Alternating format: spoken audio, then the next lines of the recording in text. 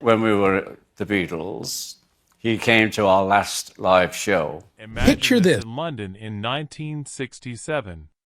Within Abbey Road Studios, the sound of electric guitars reverberates. Amplifiers above piles of real tour tape. Engineers dash between booths and cigarette smoke coils. Another late-night Beatles session is underway. Paul is practicing a bass riff. George is immersed in layered chords as John scribbles fragments of poetry on a napkin. And Ringo is quietly checking the time from behind the kit. Since there will be a visitor tonight, a brand new band, they are adored by critics. Managers are speculating that they could become the next Beatles. They are supposed to visit the studio, shake hands, take notes, and possibly even make an impression on the celebrities they grew up admiring. But when the door opens, something changes. Ringo narrows his eyes at the group entering, but he doesn't stand or smile. Too loud, too self-assured, too eager after a single look, his whole body tenses. He simply puts down his sticks without saying anything. The meeting concludes early. No argument, no justification, and because Ringo Starr, the so-called silent Beatle, the peace and love poster child, wasn't always so forgiving, no one dared to mention that band's name again for decades. He kept track behind the glitz of the eyeglasses. And he's finally breaking the decades-long quiet at the age of 84. Ringo is exposing the six bands that has never forgiven for making fun of his talent, disrespecting the Beatles, or just pushing one too many buttons in a rare moment of raw honesty. These are tales of backstage betrayals, public slaps, and legends who crossed the wrong drummer, not trivial disputes or damaged egos. The biggest surprise was that several of them based their entire persona on their admiration for the Beatles. You're completely mistaken if you believe that this list is solely about rock and roll competition. To start, there was a band that strolled into Abbey Road as like they owned it, and then left with Ringo's eternal scorn. The Rolling Stones' rhythmic competitors, they were the epitome of the cool bad boys to the allure of the Beatles. However, the alleged camaraderie was flimsy behind closed doors. Everyone was aware of the rivalry, but Ringo had never mentioned it until recently. The Rolling Stones and the Beatles were established as Britain's twin musical giants in the early 1960s. Behind the press pictures, there was tension, particularly within the rhythm sections, but on the surface, it was all smiles and shared stages. Charlie Watts reportedly informed Ringo that he was fortunate to be a member of the Beatles since anyone could have accomplished what you did. Charlie smirked when he said it. Perhaps he found it amusing. For him, serving the song's feel over flash groove over ego, something the Stones never seemed to understand, was more important than playing quickly or having dazzling fills. Later, Ringo stated that simplicity was precision rather than laziness, and that he didn't need to show anything because he already had it. Even though time softened the public rivalry, Ringo's feelings never fully healed. He and Charlie would later exchange courteous words, and even share the occasional toast, but it never went beyond surface-level civility. The Stones always needed to prove something he said, and we didn't. That one casual remark made in a smoky club corner during a break between tour stops stuck with Ringo for decades. Ringo would continue to roll his eyes in private whenever someone referred to the Stones as equals. For him, it was about spirit, not charts or headlines, and the line was drawn the instant that spirit was questioned, particularly by someone who ought to have known better. Because Oasis was too loud and arrogant, and the following band on his list insulted the Beatles themselves in addition to his performing.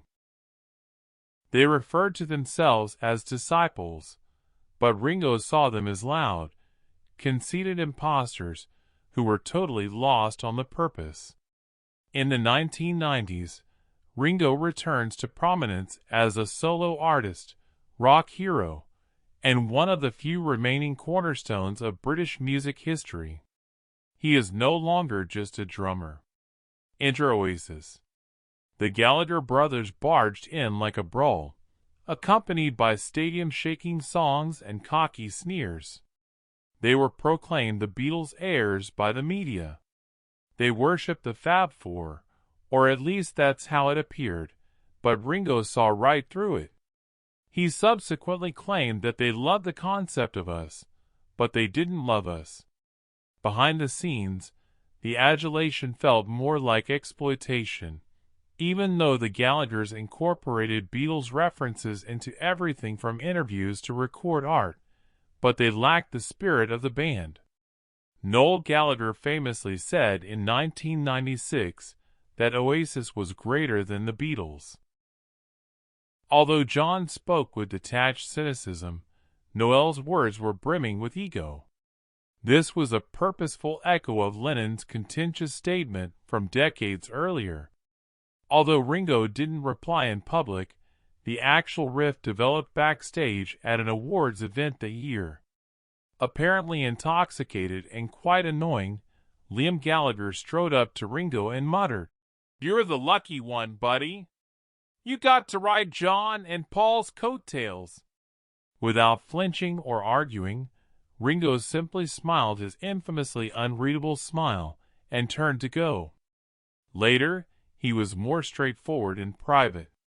The Beatles weren't brazen for the sake of being brazen, he claimed, adding that they were all noisy and soulless imitations of Ringo Oasis. Empty bravado in place of emotional depth, but the next band did something worse if Oasis tried his patience. They attempted to demolish everything the Beatles stood for, including the Sex Pistols, in addition to showing scorn for them. Purposeless punk, they wanted to burn down the house the Beatles constructed, not create music, and Ringo never forgiven them for it. Ringo didn't completely dislike punk rock. He appreciated its raw edge, intensity, and defiance of convention. Bands such as The Clash there, he noticed something genuine. Anger with a cause and a history of disobedience. Yet the Sex Pistols were unique, they weren't upset. They were calculated, Ringo once claimed. The Beatles had changed from a band to a legend by the late 1970s. The Sex Pistols were aware that their legacy was being inscribed in stone, and they wanted to spit on it rather than just stand in the shadow of that history. They were called overrated hippies by Johnny Rotten. In a mocking remark intended to deprive Ringo of all artistic ability, Sid Vicious claimed in one interview that he was merely a clock with arms. Merely a mechanism that keeps time. Although Ringo didn't openly retaliate because it wasn't his way, he was furious behind the scenes. For Ringo, music has always been about bringing people together via melody, rhythm, and message. Nihilism in a leather jacket was what the Pistols brought to his attention, and that's what really sent him over the brink. The band's manager, Malcolm McLaren, publicly boasted in the media that they intentionally incited Beatles fans to create headlines and sell mayhem. "It's not music." Later, Ringo declared, "That's a circus." He never played a Pistols song and never gave them another acknowledgement. The next band on Ringo's list didn't disparage him from a distance. Instead, they imitated the Beatles in front of their audience and expected praise for it. In his opinion, they weren't rebels. Rather, they were safety pin marketers. The Monkees produced satire. They were created in a boardroom, marketed as the American Beatles, and packaged for adolescent hearts. However, to Ringo, they were never more than a well-executed imitation that went too far in the direction of deception. American television producers created a pop sensation in 1966. The Monkees are a TV band that was created to imitate the Beatles' charm, comedy, and hit-making abilities. Initially, Ringo chuckled. He thought the Mop-Tops' look and comic charm were harmless and silly. But then the headlines appeared. Beatles are outsold by Monkees. America chooses Monkees instead of the Fab Four. The new pop kings, what had been parroted, was turned into rivalry by the media hysteria. It hurt Ringo that people were suddenly comparing the Monkees to the real thing rather than just observing them. However, what transpired behind the scenes was what really struck a chord. It was the deception, not just the imitation. The Monkees pretended to be artists, while studio musicians played songs in the background. It contradicted all the Beatles had endured, including long hours in the studio, grueling creative fights, and an unrelenting search for something genuine. Years later, Ringo joked that the Monkees weren't a band but rather a marketing gimmick, a commercial masquerading as a band. A jingle with guitars. The harm was done even when the Monkees began penning their own songs and attempting to gain musical recognition. They provided backstage tickets and invited Ringo to jam, but he ignored them as they attempted to close the distance out of respect. Since authenticity was the main focus of Ringo's music, not imitation, there was no turning back once you crossed that line. However, if the Monkees offended his sense of authenticity, the next betrayal struck something even more sacred: live performance harmony with hidden resentment. The Beach Boys, they were the only band the Beatles ever regarded as genuine rivals, but Ringo's casual jab from a single voice transformed adulation into subdued contempt. The Beach Boys were admired by the Beatles.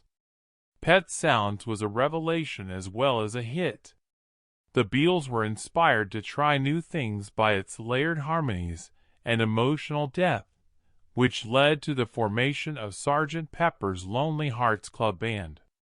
Mutual regard, artistic connection, and a desire to reinvent the sound of the 1960s were all present, but appreciation has its boundaries. And Mike Love crossed that line for Ringo. In the late 1960s, both bands were in the same hotel unwinding before the bustle of the following city during a joint tour stop. When Ringo heard it, Love, who was never known for his tact, was holding court in the lounge. According to reports, studio tricksters couldn't play live without smoke and mirrors. According to the Beatles' Love, Ringo stopped for him. It was blasphemy rather than merely a jab. Even after the Beatles had ceased traveling, live performances were revered since that's where they began, where they discovered, and where they became the Beatles. Not only was the remark impolite, but it also disregarded their heritage. And worse, it came from someone Ringo once referred to as a payer, someone who didn't confront Love or storm out. He simply mentally noted it. Ringo would nod courteously but never passionately when fans praised Beach Boys' masterpieces years later. He still regarded Brian Wilson as a genius who created symphonies out of sand, but Mike was different. I enjoyed the music, but he told a friend that I didn't love the mouse. The Beach Boys' legacy was torn in two for Ringo after that. Although Mike Love's remarks damaged his pride, the next band on Ringo's blacklist didn't come with cheap shots or inebriated taunts. Instead, they presented a challenge and a threat to his legacy as a drummer who led Zeppelin, a power he didn't respect, and shook the earth with their sound. Muscle, not music, was what Led Zeppelin was known for, and a single encounter with their iconic drummer changed tacit admiration into a lifelong animosity. They were tremendous, impenetrable rock gods. With each stadium, Led Zeppelin created a mystique by leveling every riff that shook the walls. Ringo was unimpressed and forgot the tune, despite critics referring to them as the heirs of Rix and the progression of British rock. He once claimed that there was no fire and only pyrotechnics. He wasn't bitter about their accomplishment. Nothing really exemplified the contempt more than a fateful night in 1970 at a London club where Ringo was enjoying a quiet drink in the corner when John Bonham Zeppelin's ruthless machine gun drummer walked over. He had seen bands come and go, but what he couldn't stand was the attitude, the swagger, the never-ending need to outshine, outplay, overpower. They spoke briefly. "Fancy a drum off?" Bonham inquired, leaning in with a smile and a hint of mischief. Ringo graciously rejected with a smile. Although it wasn't his style, Bonham wouldn't let it go. He reportedly laughed and remarked, "Didn't think so, triangle player of the Beatles."